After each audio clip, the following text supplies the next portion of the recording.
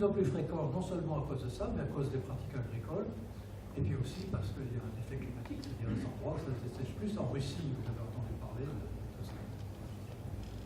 Alors, j'en viens au pétrole et au gaz. Alors, les explosions de sable bitumineux au Canada, que vous connaissez, là c'est à peu près 60 000 km² qui sont voués à cette forme de destruction, mais c'est en proportion de la surface, c'est moins grand que l'INIS en Allemagne, hein, finalement. Alors vous voyez ce que c'est que l'exploitation, finalement ça ressemble pas mal aussi à une exploitation découverte de lignite. Hein. Et ça c'est le produit. Bon, c'est une espèce de bitume routier qui enveloppe du sang. Alors, il y a aussi les pollutions terrestres. Alors ça c'est les pollutions de la guerre du Golfe en Irak. Il y a eu pratiquement 1000 puits qui ont été mis à feu par les troupes irakiennes quand elles sont parties. Et puis ensuite, ça fait des lacs de pétrole. Et il y a d'énormes quantités de sols pollués dans ces... Bon, on est arrivé à bout, mais enfin, ça a pris des dizaines d'années avant. Ici, c'est la pollution ordinaire dans le delta du Niger. Alors, maintenant, tout le monde connaît les marées noires. Hein. Je vous montre quand même comment ça se passe. Hein. Ça commence quand même par quelque chose d'assez sérieux. Hein. Vous avez vu aussi ce qui s'est passé au Golfe du Mexique. Hein. C'est finalement l'explosion d'un puits. Ça, c'est celle de quelque chose dont on parle pratiquement plus, quelle est la troisième grande marée noire de l'histoire. C'est le puits d'Ixtoc 1 au Mexique, proche de la côte mexicaine. Les deux plus grandes sont celles du Golfe Persique dont je vous ai parlé, et la deuxième, c'est celle du Golfe du Mexique que tout le monde connaît parce qu'on en parle énormément. Alors, est-ce que ces choses-là sont tellement dangereuses pour la santé humaine? Alors, certainement pour les oiseaux, mais pour nous, c'est une chose finalement dont on n'a pas tellement conscience. Le pétrole n'est pas un produit réellement dangereux. C'est-à-dire, ça va agir, c'est-à-dire qu'il n'y a pas de produit réellement toxique dans le pétrole, on essaie de le faire croire. Bon, ben moi qui ai passé ma vie avec le pétrole, j'en ai pas trouvé beaucoup. Il y a un peu de benzène, il y a des toluènes, des choses qui sont utiles. Dans une marée noire, ça n'existe pas. Il y a des HAP, hydrocarbures aromatiques polycycliques, sur la fin dans les produits lourds. Il y a un peu de vanadium de nickel, mais ce n'est pas grand-chose. Donc ça agit surtout par asphyxie. Et évidemment, ça a des conséquences énormes sur la pêche, le tourisme, des choses de ce genre. Mais sur la santé humaine, je pense pas tellement. Par contre, il y a des cas où c'est clair, la pollution atmosphérique par les feux de charbon, c'est sûr que ça a des effets sur la santé humaine. Les effets de la pollution des eaux par le mercure, parce qu'il y a beaucoup de mercure, c'est la première source de pollution par le mercure, le charbon.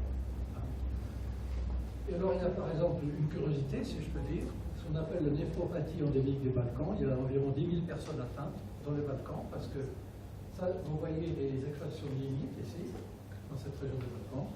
Et c'est finalement des molécules organiques qui altèrent la santé des habitants. Alors ça donne des maladies du rein et des cancers. Alors j'en viens à la mortalité accidentelle. Ça va, oui.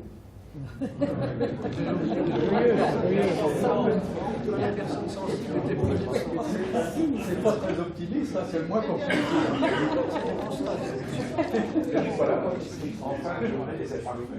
Non, mais il a bien dit que c'était finalement pas très dangereux. Non, voilà.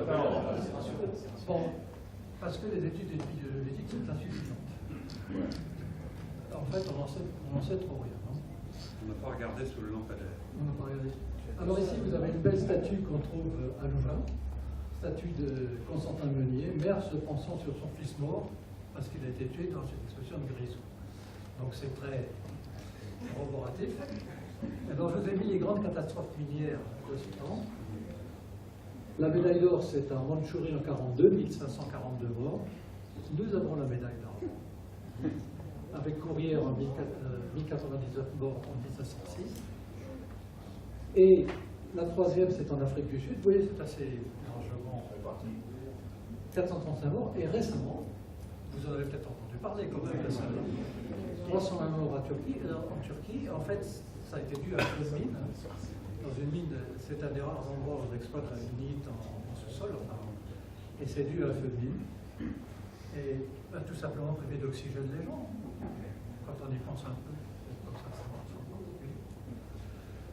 Et alors, il y a des dangers qu'on appelle collatéraux qui ne sont pas inscrits dans la catastrophe minière, parce que finalement, par exemple, ici, à Werfen en 66, c'est pas si vieux, il y a eu 144 morts, il y a eu une école qui a été submergée, alors c'est ça qui est dramatique, tous les enfants, et par tout simplement l'effondrement d'un terril qui se trouvait ici, digue de stockage, Virginie occidentale 1972, 125 morts, mais il y a eu quelque chose comme 400 000 sans arrêt.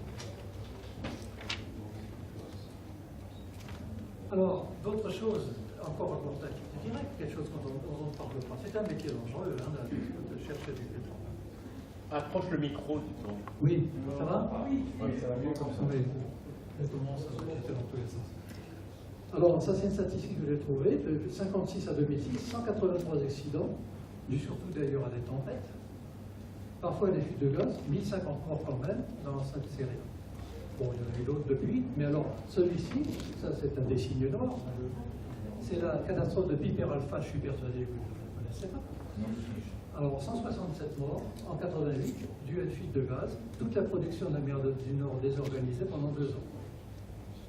Bon, vous voyez, fuite de gaz, bon, ils ont fait, je ne sais pas ce qui a été trafiqué dans la plateforme, mais quelqu'un qui, on n'y fume pas non plus, je ne sais pas ce qui s'est passé, mais enfin voilà, 167 morts, ça a été absolument dramatique.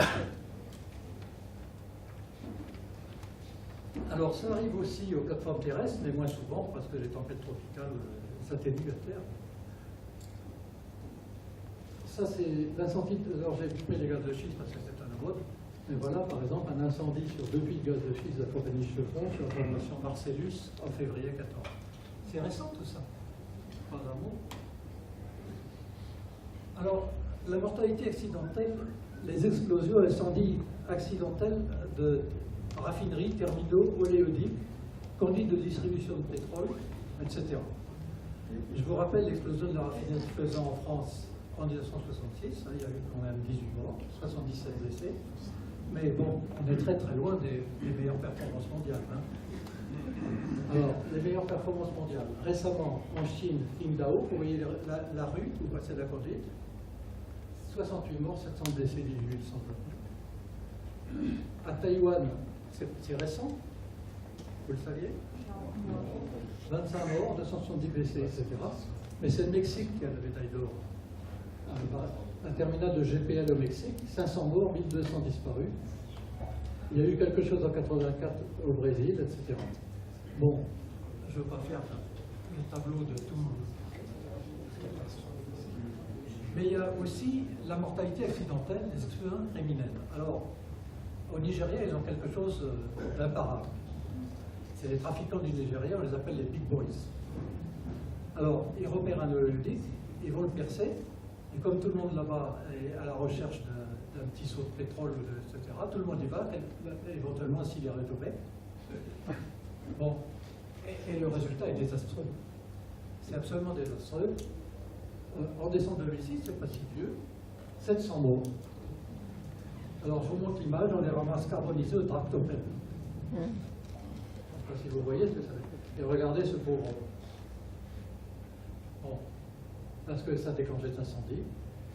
Et le record dans ce domaine, c'est quelque chose qui s'est produit à Jussé, toujours dans l'état du Niger, plus de 1000 morts. Un seul coup. Cela dit, vous avez ça il y a eu ça dans énormément de pays, on n'en parle pas tellement. Alors, la mortalité accidentelle, les accidents de transport. Vous avez, tout le monde connaît l'Ostalfakes. C'est un camion de propylène qui a explosé dans un camping. C'était en Espagne, c'est pas si vieux. 217 morts carbonisés, 200 grands brûlés. Récemment, le lac Mégantic,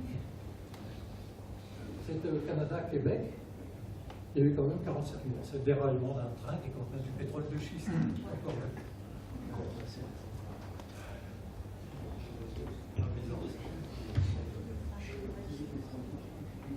Alors, des choses qui ne nous concernent plus directement, ça c'est les accidents à New York en mars 214, 8 morts, 60 blessés.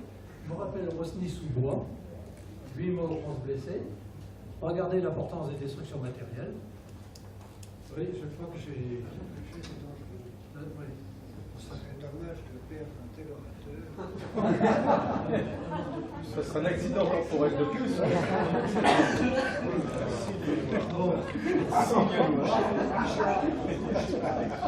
Il n'y a pas d'occasion. Donc, vous voyez ce que ça peut entraîner comme dégâts matériels. C'est quelque chose, on n'en parle pas, mais il y a une base qui s'appelle ARIA, le ministère de l'Environnement. J'ai refait le décompte et je me suis rendu compte qu'on avait en moyenne une vingtaine de morts par an en France. En moyenne, hein. Mais ça fait 200 en Europe. Bon, c'est pas négligeable. Et surtout des destructions matérielles qui sont extraordinaires. Alors, c'est souvent des fuites de gaz, des bouteilles de GPL, ce que j'appelle la mortalité de la vie ordinaire. Alors, je résume un petit peu. Bon, ce tableau a été établi par le PSI, Paul Scherrer Institute, à Zurich. Je ne vous le fais pas, je ne vous le détaille pas, mais on s'aperçoit que il s'agit d'accidents qui ont plus de 5 morts sur la période 1969 à 2000. On trouve qu'en moyenne par an, le charbon fait 810 morts. Et le pétrole et le gaz plus le GPL, 845. C'est donc, vous voyez, on parle beaucoup du charbon, mais c'est assez équilibré. Mais ce qu'il faut savoir, et quand j'ai consulté la base ARIA, je me suis rendu compte qu'il y avait à peu près 5 fois plus de morts faisant moins de 5, dans les accidents faisant moins de 5 que dans ceux qui faisaient ça. C'est-à-dire que, en fait, il y a beaucoup plus de morts qu'on ne croit et que ce qu'il y a sur ce tableau. Et donc j'ai fait des évaluations qui valent ce qui valent. Environ 10 000 morts par an